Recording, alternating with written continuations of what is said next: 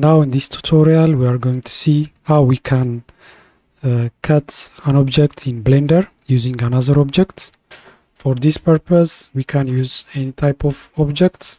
For instance, let's add mesh and go to cube. Okay, as an example we can use a cube for this tutorial.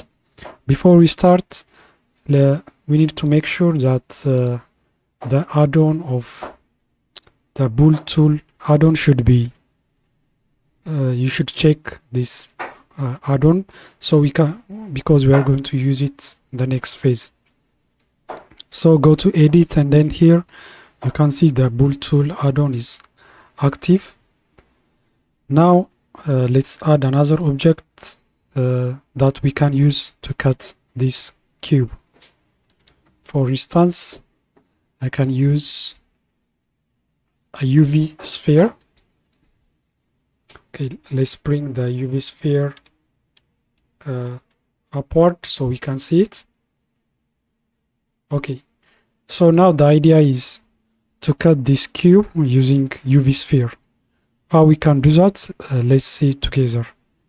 Okay, let's shade it smooth to make it look good. Okay, so the first thing is to select the cutting object, and then press shift and select the second object that we want to cut. So then go to the bool tool, and under auto boolean click on slice, and that's it. Now the cutting operation has been performed.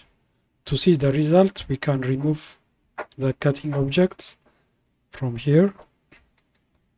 As you can see, the operation has been performed. Here you can see it's complete, and this part of the cube has been extracted out using this object. So this is one way of cutting objects in Blender using another object. Next time I'll prepare some other way on how to do this. If you like the video, please subscribe and like if you find this useful. See you next time. Bye bye.